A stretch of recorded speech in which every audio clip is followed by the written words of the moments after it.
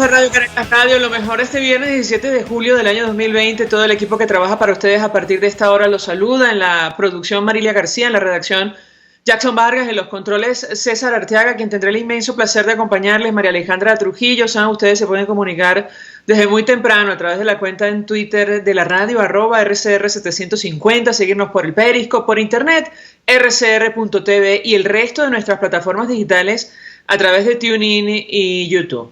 Escucharon ustedes algunos titulares de los diarios de circulación nacional, temas que vamos a debatir ampliamente durante la mañana de hoy. La prensa internacional interpreta que Maduro le declaró la guerra a los migrantes que retornan por pasos ilegales. Y comento con ustedes información que publica en versión electrónica El Espectador de Colombia.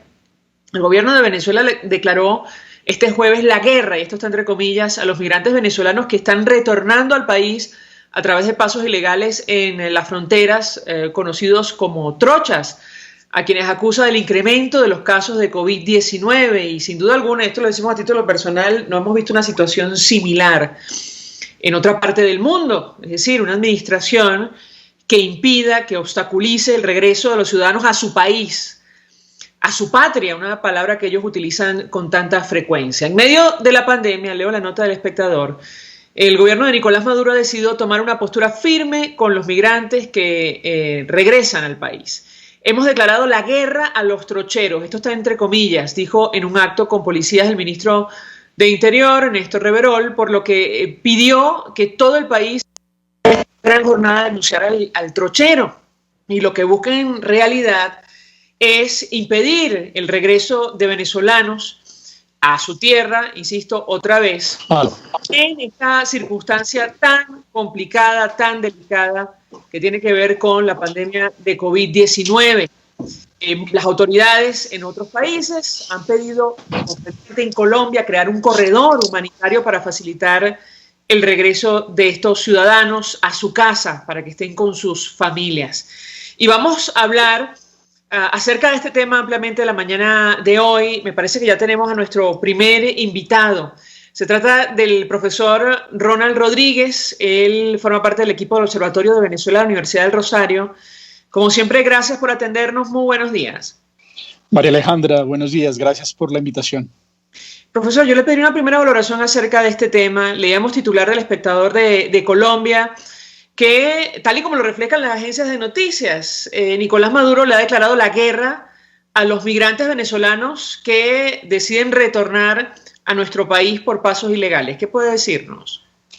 Bueno, era predecible que el gobierno de Nicolás Maduro recurriera a medidas de este tipo. De hecho, pues en el pasado ha instrumentalizado situaciones complejas en Venezuela, instrumentalizó la emergencia económica, instrumentalizó la misma diáspora venezolana, negándola primero, pero aprovechándose y valiéndose de las remesas que llegan a través de la dinámica de la diáspora, instrumentalizó la dinámica que se presentó a inicios del año pasado cuando colapsó gran parte del sistema y la infraestructura de servicios públicos, y que hoy utiliza discrecionalmente para castigar a aquellos sectores que se oponen a él. Y en este caso, pues, toda la dinámica del COVID-19 marca un nuevo instrumento.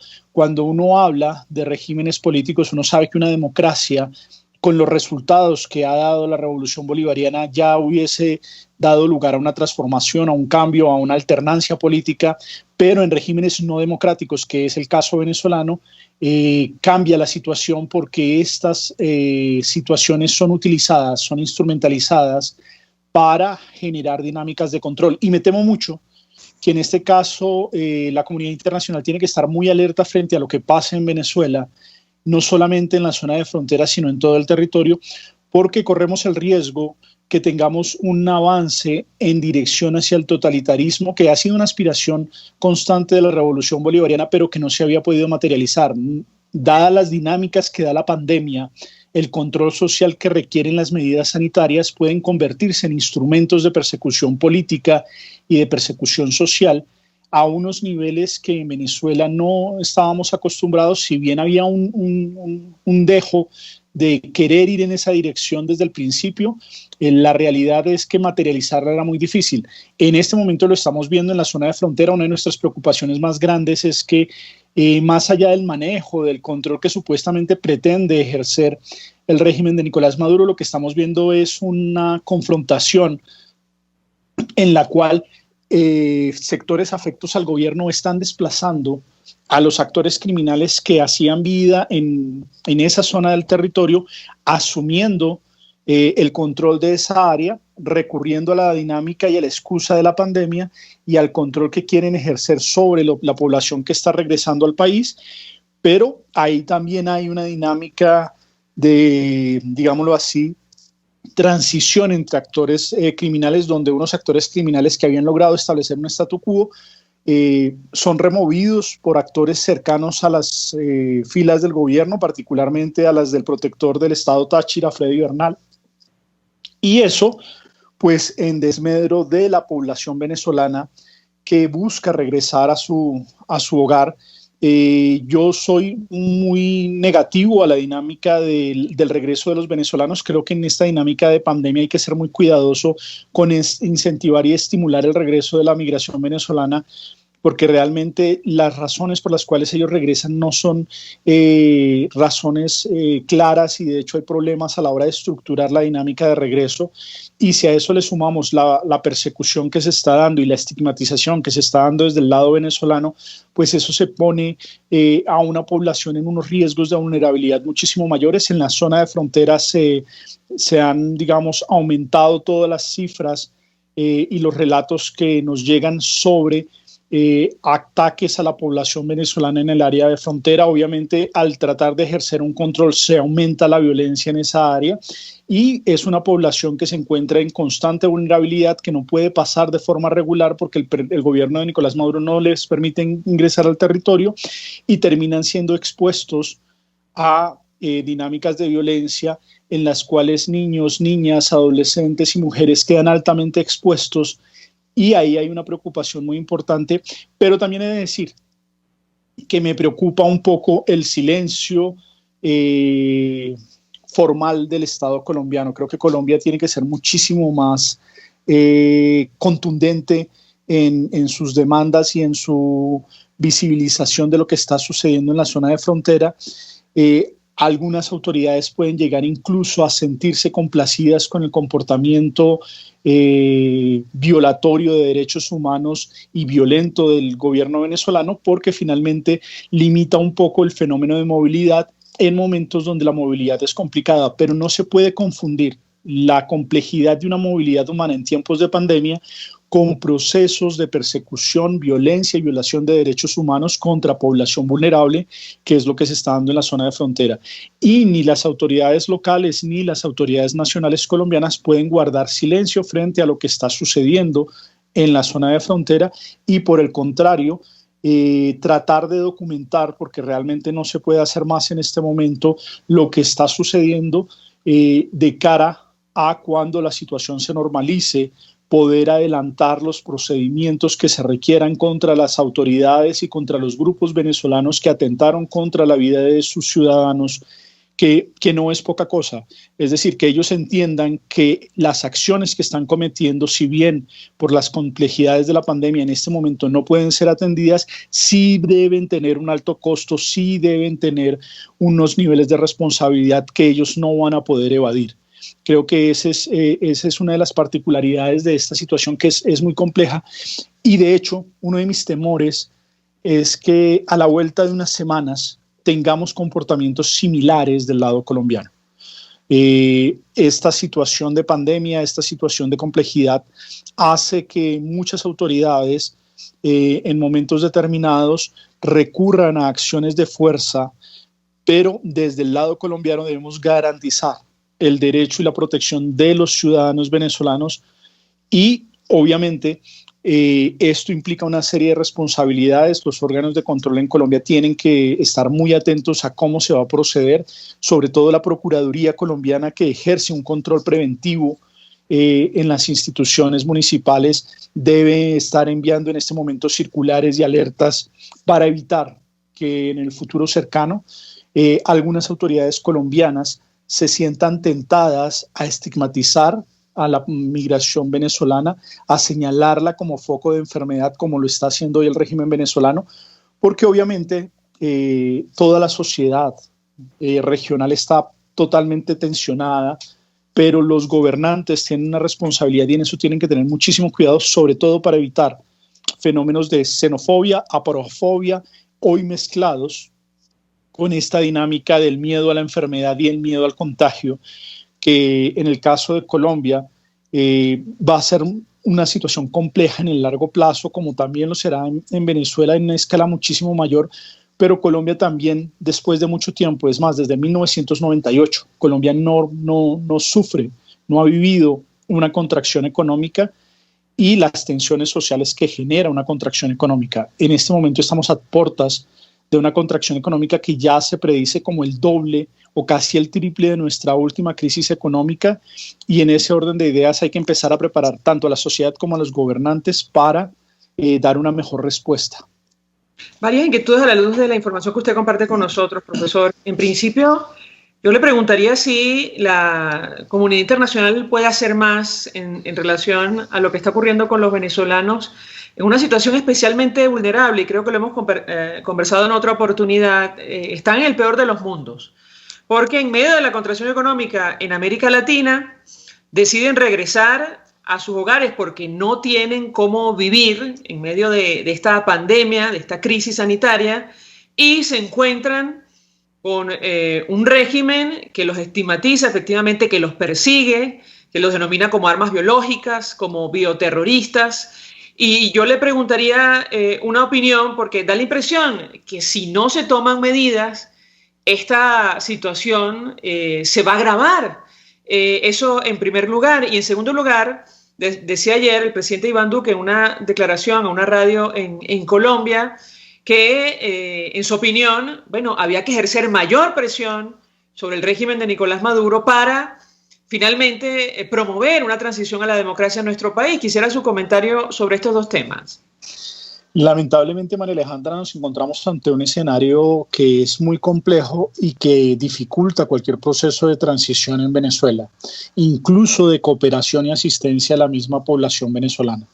Lamentablemente, en este momento, cada país está centrado en su propia tragedia y en su propia forma de enfrentar las dinámicas de la pandemia. Incluso estados que creían que ya estaban pasando el capítulo de la pandemia han tenido retrocesos importantes en las últimas 2 semanas, y en esas circunstancias y en medio de ese contexto cada cual tira para su lado, y esa es una triste realidad de este momento por el cual pasa la región y por el cual pasa el mundo. Si bien se requieren recursos para el manejo de la situación que se da en la zona de frontera, recordemos que la mayoría de los recursos de asistencia humanitaria son entregados con anterioridad, es decir, los recursos que nosotros en este momento estamos ejecutando para la asistencia humanitaria de migrantes y de población en condición de movilidad humana proveniente de Venezuela son recursos que fueron entregados el año pasado.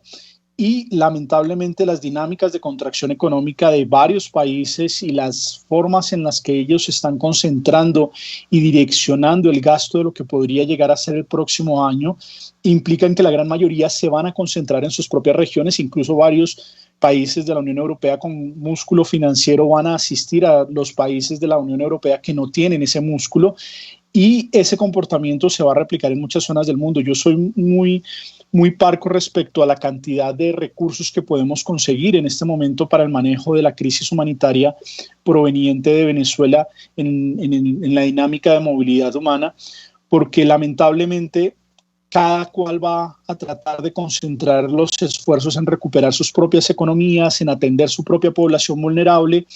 Por eso creo que incluso en el caso del Estado colombiano no se puede hacer separación o diferenciación nacional a la hora de atender población vulnerable. La población vulnerable es una población que se encuentra en alto riesgo en las condiciones actuales de la pandemia, y eso implica que el Estado colombiano direccione recursos para atender a esa población vulnerable independientemente de su nacionalidad. Si son colombianos, si son venezolanos, si son peruanos, Colombia debe atender a una población vulnerable que se encuentra en territorio colombiano, independientemente de nacionalidad, credo político, religioso, y solamente las medidas que tome el Estado colombiano para atender a esa población vulnerable pueden garantizar que el Estado logre manejar en cierta medida la crisis que estamos viviendo en materia de salud pública y a paliar un poco, porque solamente es eso, son paliativos a la emergencia que causa la movilidad humana. La situación es terriblemente compleja porque en la región vamos a tener que actuar conjuntamente para atender este fenómeno. Los alemanes invierten en la Europa del Este no porque sean muy buenas personas y tengan un espíritu altruista, sino porque entienden que no apoyar a los países de la Europa del Este representaría un riesgo también para ellos en el largo plazo y en el manejo de la salud pública de su propio Estado.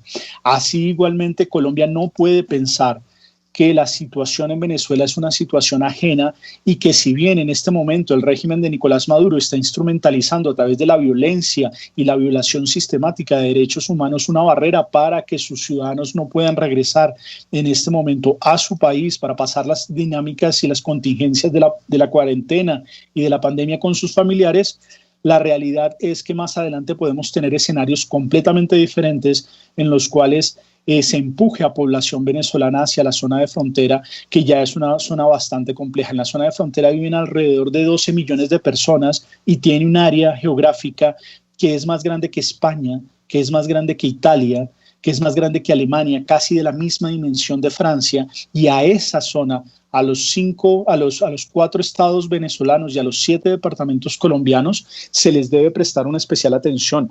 Hoy la cooperación colombiana debe hacer un esfuerzo importante por generar puestos de atención médica en la zona de frontera, no para población colombiana ni para población venezolana, sino para los seres humanos que viven en esa área, sin distingo de nacionalidad. Y se deben hacer esfuerzos para generar espacios de recuperación económica pronta una vez logremos superar esta pandemia, porque de lo contrario, el coletazo que deja la pandemia puede llegar a ser incluso más grave que el coletazo de la misma pandemia en este momento, que es el momento de contagio.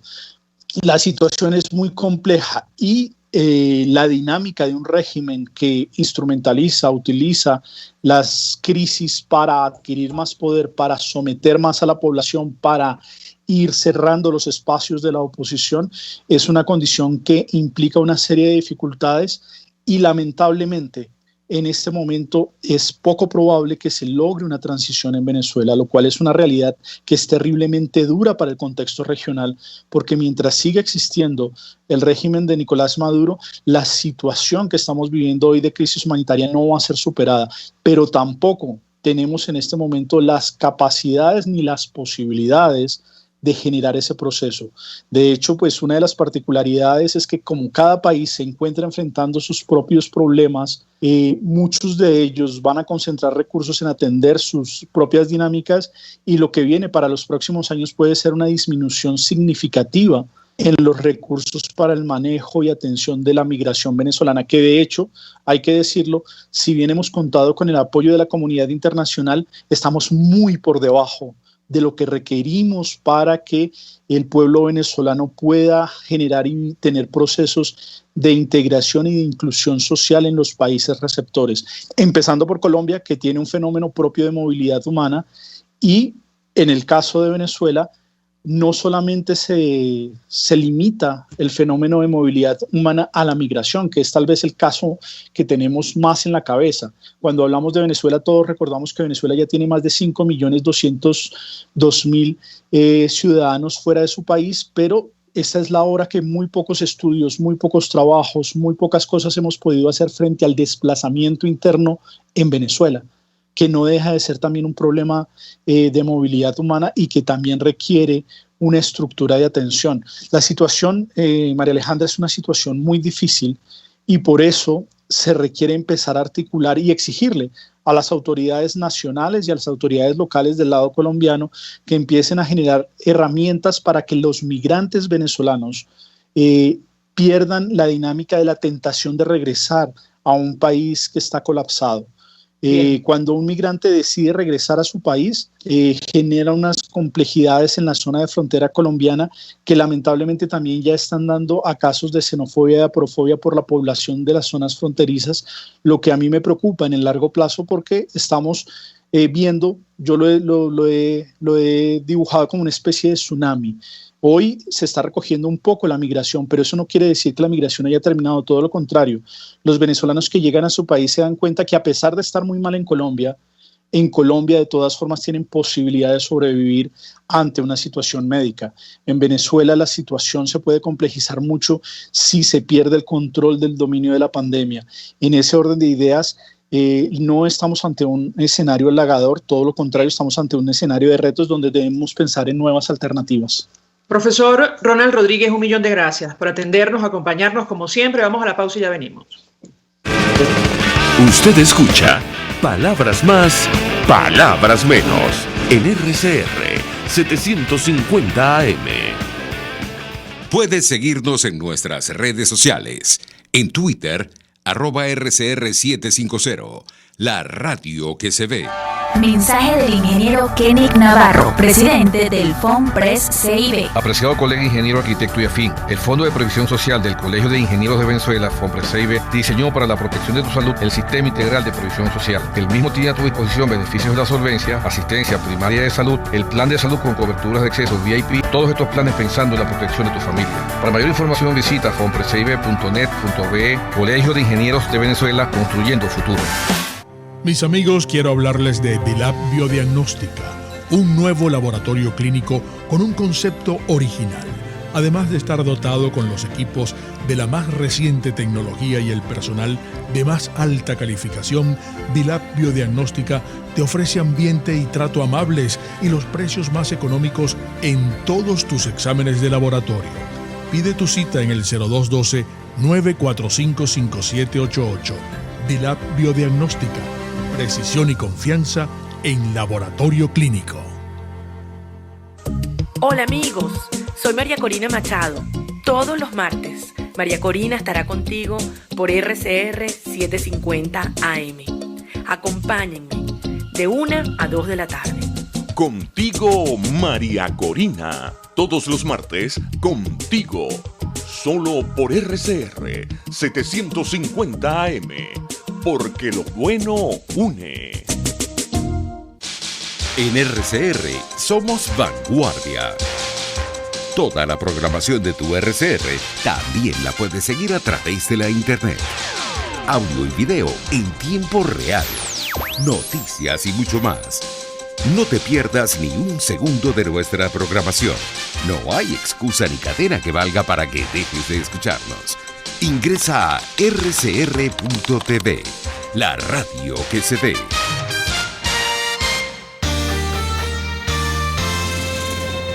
Los temas de actualidad más relevantes son expuestos a la luz de La Linterna. Diego Bautista Urbaneja le invita a formar parte de este ameno espacio de charla y análisis con una buena taza de café y al son de buena música. La Linterna, de lunes a viernes, a partir de las 2 de la tarde, por RCR 750 AM.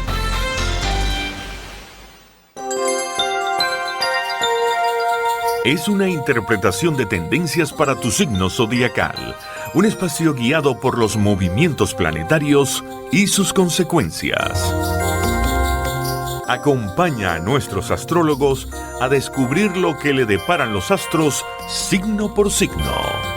Guía astrológica, todos los sábados, a partir de las 3 de la tarde, por RCR 750 AM. Cómo prevenir enfermedades, cómo actuar en casos de emergencias médicas, cómo mantener una buena calidad de vida. Todas estas interrogantes tienen su respuesta en RCR Salud.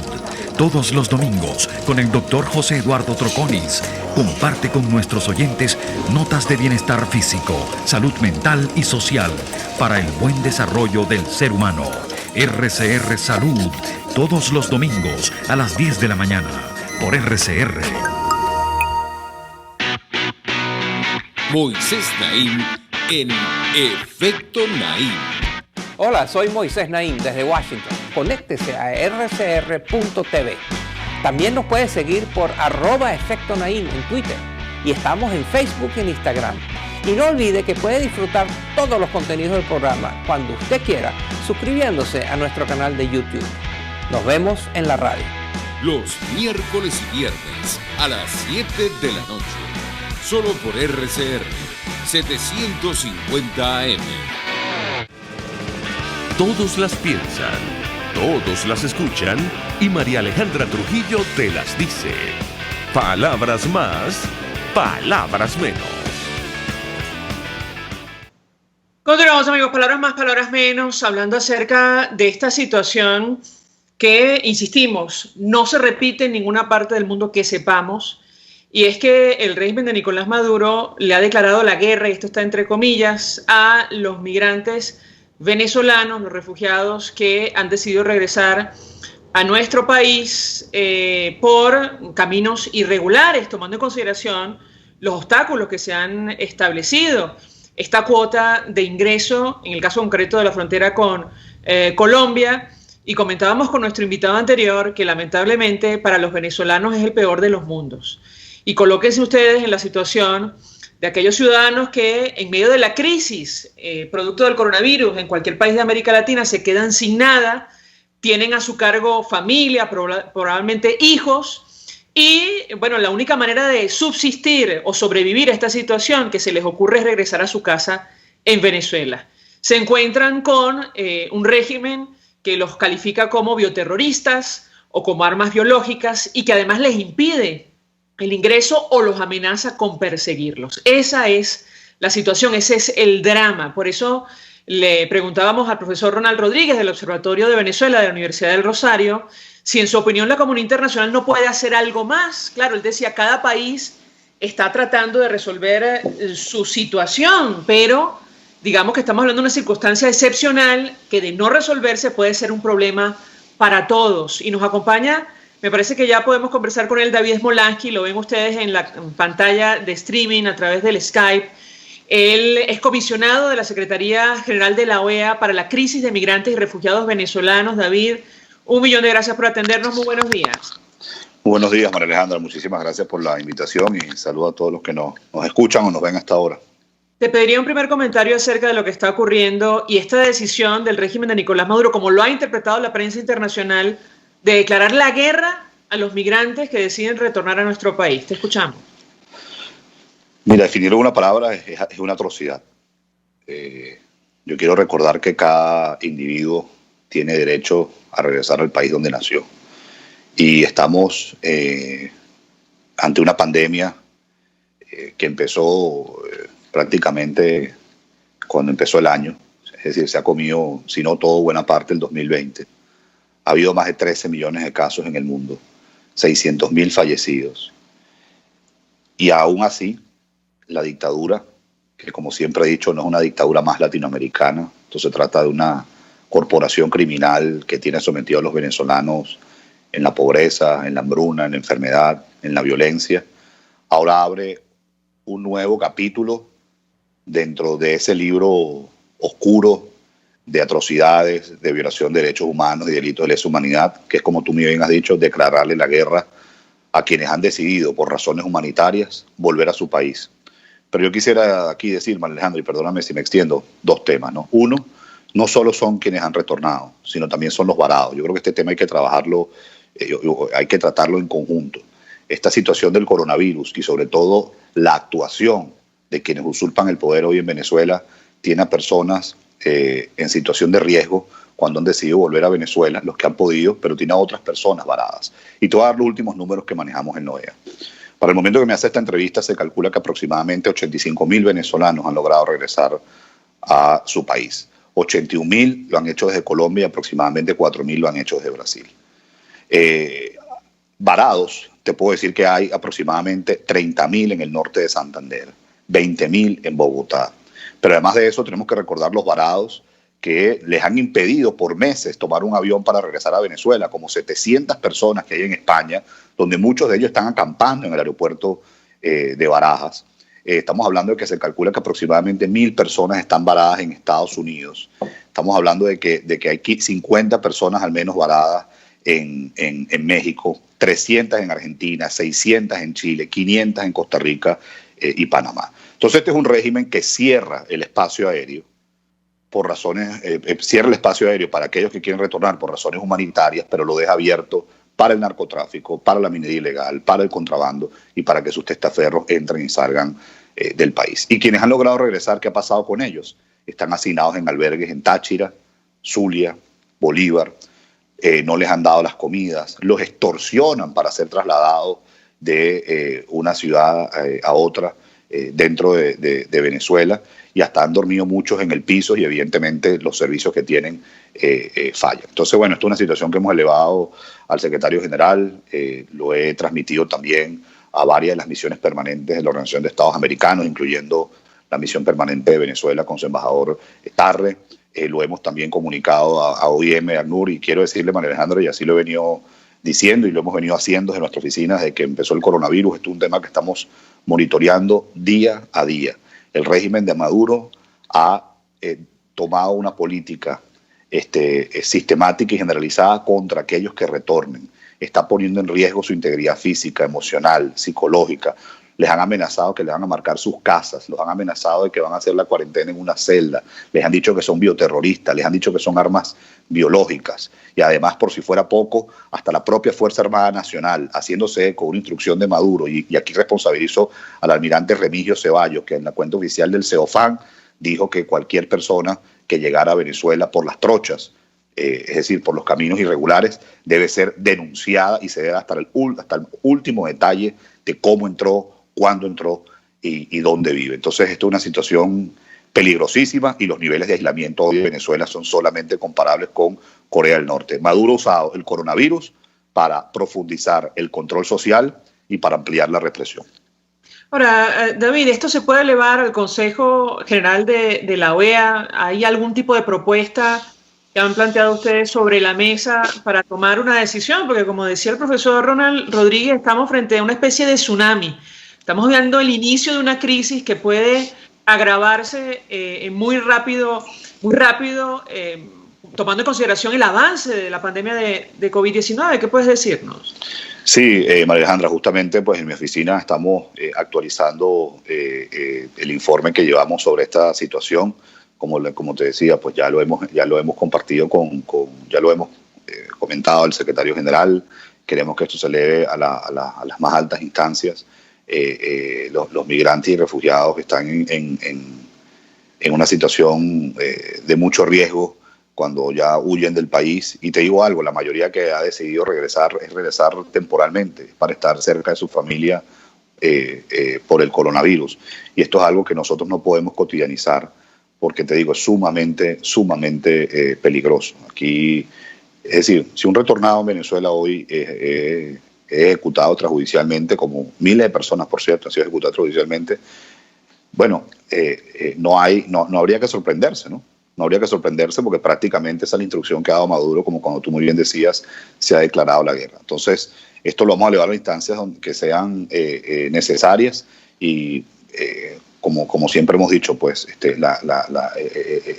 la comunidad internacional pues que coloque más presión sobre la dictadura y que esto sirva una vez más para entender que la única solución para frenar todo este flujo migratorio sin precedente en América Latina y el Caribe es saliendo de la tiranía. Solamente restituyendo el orden democrático, recuperando nuestras libertades y teniendo un país seguro, la gente se dejará de ir y habrá incentivo para quienes estamos desterrados realmente podamos volver y podamos volver además con nuestros derechos garantizados, no como ha pasado con los que hoy han regresado. David, te preguntaría sobre medidas concretas. En el caso concreto de esta crisis, por ejemplo, el expresidente Pastrana planteó hace algunas semanas establecer una especie de hospital de campaña en la frontera. No sé, quisiera tu comentario al respecto. Bueno, se han instalado... Sí. Perdón, disculpa, me interrumpí. No, se han instalado. Hoy ACNUR, por ejemplo, ya ha instalado unos campamentos de refugiados en la frontera con Colombia, manejando, pues son 30.000 venezolanos que están varados en ese departamento fronterizo con Venezuela. Entonces, por ejemplo, allí ACNUR ha instalado unos campamentos de refugiados. Eso antes no existía. Los únicos campamentos de refugiados que había era en Brasil, en el estado de Roraima, específicamente en Pacaraima y Boavista. Evidentemente, bueno, esos campamentos de refugiados además está siendo articulado, obvio, con el gobierno de Colombia y también con otras organizaciones como la Cruz Roja. Ahora, yo lo que quiero decir con esto es que no podemos normalizar esta situación. Es sumamente grave lo que está haciendo Maduro, porque Maduro está estigmatizando a cada venezolano que vuelve. Y yo lo he dicho públicamente, he asumido la responsabilidad de mis palabras. Así es que se aceleran o empiezan los genocidios con este tipo de estigmatizaciones, ¿no? Así, por ejemplo, y salvando las distancias, pasó con la persecución de los judíos en la Alemania nazi, cuando la noche de los cristales rotos, pues hubo una instrucción muy clara de los nazis de atacar y de incendiar y de partir los vidrios de todos los comercios donde trabajaban los judíos. Entonces, o lo que pasó en Ruanda, ¿no? Entonces, cuando se estigmatiza de esa forma, bueno, una población literalmente empieza a correr peligro a que sea desaparecida, Entonces, yo evidentemente cuando digo esto, lo digo, insisto, con toda la responsabilidad y los venezolanos que han retornado están en su derecho a regresar. O sea, es decir, cualquier ser humano en el mundo tiene derecho a regresar a su país. Es otra cosa que es importante que entendamos. O sea, es decir, los derechos, cada persona tiene derecho a regresar a su país y esos derechos deben ser garantizados. Entonces, bueno, estamos trabajando en distintas estrategias con respecto a este tema. Obviamente esto también lo estamos elevando dentro del sistema interamericano a la Comisión Interamericana de Derechos Humanos. Y vamos a seguir muy activos, María Alejandra. Muchas veces el trabajo que se hace no necesariamente tiene los reflectores para conseguir los resultados que queremos. Pero yo insisto con esto. Podemos obviamente montar campamentos de refugiados, hospitales de campaña y muchas otras cosas. Pero al final todo el foco tiene que estar en que en Venezuela se restituya el orden democrático, en que en Venezuela se recuperen nuestras libertades, en que en Venezuela haya Estado de Derecho, en que en Venezuela haya seguridad, porque de lo contrario esto es algo que se nos puede hacer interminable. Cuando digo interminable me refiero a esta situación de los varados y retornados, porque Maduro, como decía antes, está usando la pandemia para el control social y la represión, para profundizar aún más el control social y la represión. Y él ahora dice que la frontera está cerrada hasta al menos el 12 de agosto. Mira, y se puede seguir prolongando. Aquí no hay garantía de cuándo vuelva a ser abierta la frontera. O sea, los niveles de aislamiento hoy de Venezuela son solamente comparables a países como Corea del Norte. Ahora, tomando en cuenta lo que tú compartes con nosotros, David, en América Latina, y apelo a tu experiencia, tomando el cargo que ocupas, ¿existe conciencia de esta situación? ¿Por qué ha sido imposible llegar a un acuerdo para, presionar lo suficiente y alcanzar una transición a la democracia como lo pedía recientemente incluso Argentina en el Consejo de Derechos Humanos de la ONU? Yo creo que la mayoría de los países de América Latina y el Caribe, en primer lugar, reconocen al gobierno interino de Venezuela y reconocen a Juan Guaidó como presidente de Venezuela. Y eso no tiene precedentes en la región. Yo creo que la mayoría de los países entiende que lo que sucede en Venezuela no solo está afectando a los venezolanos, sino está afectando a los latinoamericanos. Es decir, cuando estamos en presencia de un régimen criminal que se sustenta por las armas de grupos regulares e irregulares, así como también se sustenta por el apoyo que da Cuba, que da Rusia, que da China o que da Irán, bueno, evidentemente eso no se queda en Venezuela. Eso resquebraja o puede resquebrajar la estabilidad, la paz, la democracia y las libertades que existan en América Latina y el Caribe. O sea, realmente hoy Venezuela se ha convertido en un gran laboratorio de la criminalidad, se ha convertido en un gran laboratorio de la impunidad, se ha convertido en un gran laboratorio de poder implementar cualquier actividad ilícita. Y en ese sentido, pues cuando hablo de la presión de la comunidad internacional, pues obvio que también me refiero a los países de América Latina y el Caribe. Ya muchos, de hecho, que los países de América Latina y el Caribe han acogido, María Alejandra, a 4.5 de los 5.2 millones de refugiados que han huido de Venezuela. Es decir, nadie se hubiese imaginado que iba a haber 5.2 millones de desterrados. Y la inmensa mayoría, ¿dónde están? Están en Colombia, en Perú, en Ecuador, en Chile, en Brasil, en Argentina, en Panamá, en México, en Costa Rica, en República Dominicana. Entonces, y hay limitaciones, infraestructura, servicios y presupuesto. Por eso es que lamentablemente hay muchos venezolanos hoy también en situación de vulnerabilidad en esos países, porque hay muchos países que no estaban preparados para recibir a esta cantidad de personas.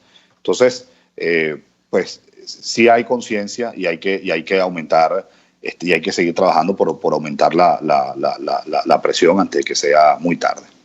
Finalmente, David, sabemos que tienes compromisos que cumplir. Preguntarte porque pasa el tiempo y la crisis institucional en Venezuela parece que tiende a agravarse, tomando en consideración lo que va a ocurrir en el mes de diciembre, las intenciones de celebrar un fraude y establecer una asamblea paralela en Venezuela. Yo te pediría tu comentario y si esto es motivo de discusión en el seno de los países que hacen vida en la OEA para, bueno, establecer una estrategia de cara al próximo año si todo esto se materializa. Te escuchamos.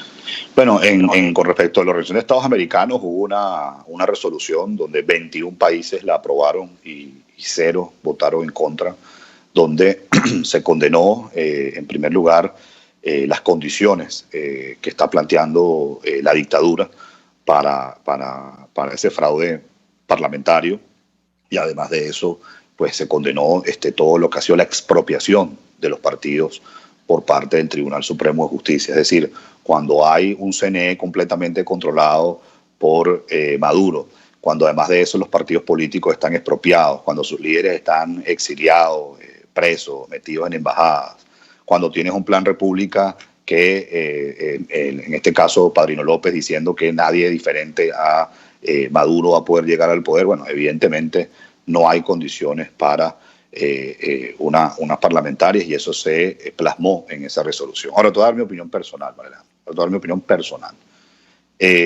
Aquí quien esté pensando en algún tipo de parlamentarias en esta situación, la verdad es que yo no creo que peque ingenuo, ¿no? No creo que peque ingenuo. Le hace el juego a quienes hoy usurpan el poder en el Palacio de Miraflores. No hay forma hoy, con lo que está planteado, de que haya parlamentarias ni ningún otro tipo de elección. Y la única elección que puede haber en Venezuela es una elección presidencial libre, como se ha venido diciendo desde el año pasado. Aquí se tiene que lograr primero el cese de la usurpación, que más bien yo lo llamaría, como lo he hablado con el diputado Armando Armas, por cierto, el cese de la ocupación.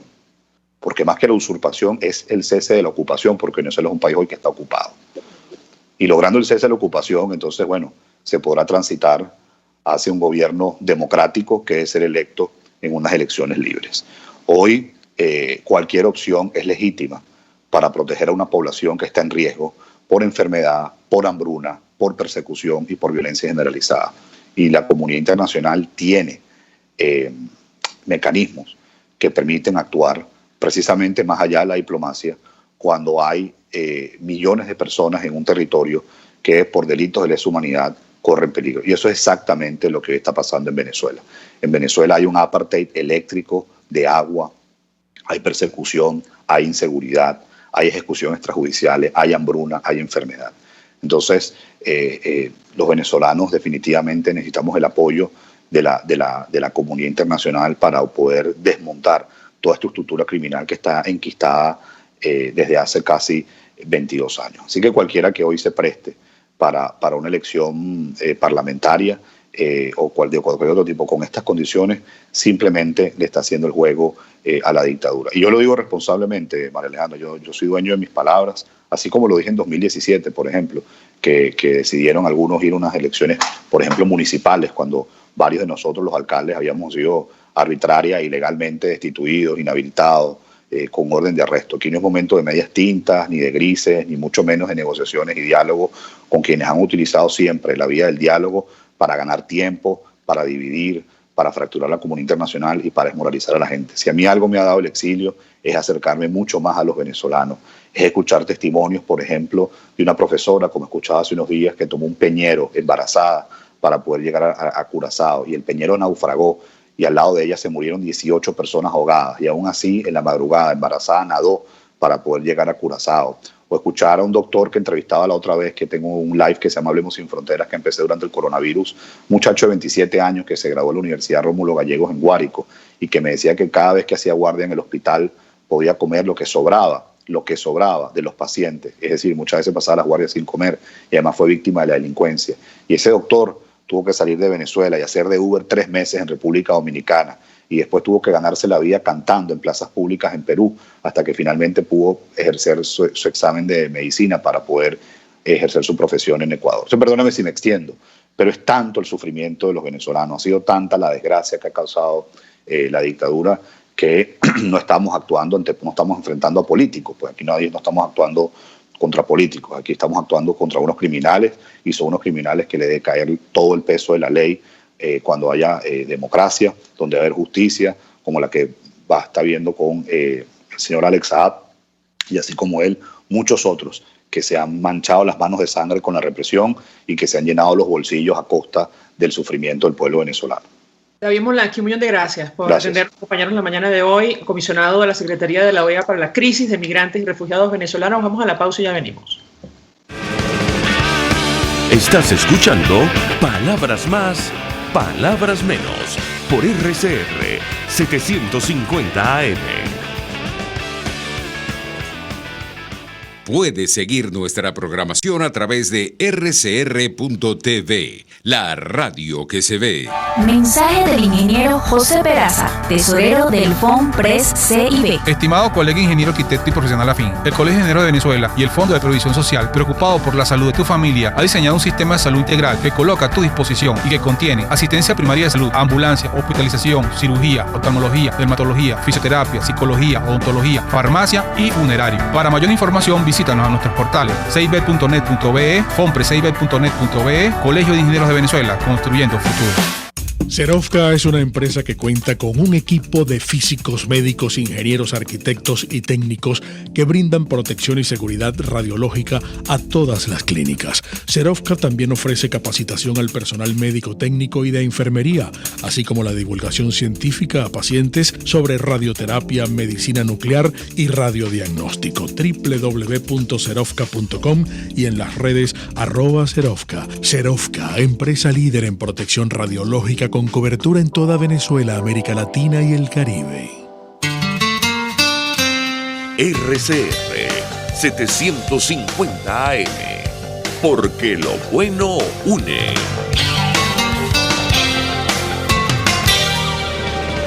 Información, opinión, contraste. María Alejandra Trujillo está en Palabras Más, Palabras Menos. Continuamos, amigos. Palabras más, palabras menos. Y mencionaba nuestro invitado anterior lo que está ocurriendo con este caso de Alex Saab. El presidente de Colombia, Iván Duque, decía en una declaración que esperaba que este ciudadano fuera finalmente extraditado a los Estados Unidos. El mandatario reveló, y esto lo tomó del portal web del Nacional, reveló que Colombia ha colaborado con las autoridades estadounidenses para que recaben toda la información posible sobre este empresario detenido en Cabo Verde. Existe interés de conocer, y esto lo digo a título personal, bueno, la información que maneja sobre las finanzas del equipo de Nicolás Maduro. El Tiempo de Bogotá dice que a última hora la defensa de Alex Saab pidió nulidad de su extradición. Ayer daban por descontado que él sería extraditado de forma muy rápida a los Estados Unidos. Sin embargo, no va a ser así. Con esta acción se alarga el proceso. Esto lo decimos nosotros, porque le tocará a los tribunales decidir sobre la apelación. En una carrera contrarreloj, los abogados del barranquillero Alex Saab alcanzaron a interponer un recurso en el que impugnan la extradición del señalado presunto testaferro de Nicolás Maduro. El documento, firmado por el abogado Joao do Rosario, se basa en el mismo argumento, que a Saab le violaron la inmunidad diplomática por su calidad de agente especial del gobierno bolivariano de Venezuela. Por eso dicen que su detención el pasado 12 de junio fue ilegal. Vamos a una breve pausa. A regreso venimos con más.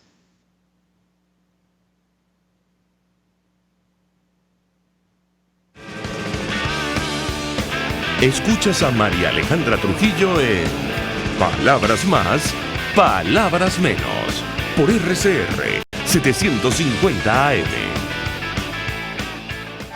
Mensaje del ingeniero Kenick Navarro, presidente del FOMPRES CIB. Apreciado colega ingeniero, arquitecto y afín, el Fondo de Previsión Social del Colegio de Ingenieros de Venezuela, FOMPRES CIB, diseñó para la protección de tu salud el Sistema Integral de Previsión Social. El mismo tiene a tu disposición beneficios de la solvencia, asistencia primaria de salud, el plan de salud con coberturas de acceso VIP, todos estos planes pensando en la protección de tu familia. Para mayor información visita fomprescib.net.be, Colegio de Ingenieros de Venezuela, construyendo futuro. RCR 750 AM, porque lo bueno une. Se dicen, se ocultan, se piensan, se descubren. Palabras más, palabras menos. Con María Alejandra Trujillo. Continuamos, amigos. Palabras más, palabras menos. Información al cierre. Bill Richardson, exgobernador y ex embajador de Estados Unidos ante Naciones Unidas, no logró la liberación de los 6 empleados de Citgo, ni los 2 exboinas verdes estadounidenses que se encuentran detenidos en nuestro país. Así lo dio a conocer en un comunicado el día de ayer. Recuerden ustedes, hace unos días las agencias de noticias hablaban de estas gestiones que iba a hacer este exfuncionario norteamericano de visita en nuestro país, pero lamentablemente no tuvo buenos resultados. Es información que confirmaba, insistimos, en un comunicado público que daba a conocer el día de ayer. Nosotros nos despedimos y lo hacemos a nombre de Jaime Estares de la Dirección General de la Estación, en la gerencia de producción Willy Charcaña, en la producción Marilia García, en la redacción Jackson Vargas, en los controles César Arteaga, quien tuvo el inmenso placer de acompañarles, María Alejandra Trujillo. El Fondo de Previsión Social del Colegio de Ingenieros de Venezuela presentó. RCR presentó Palabras más, palabras menos.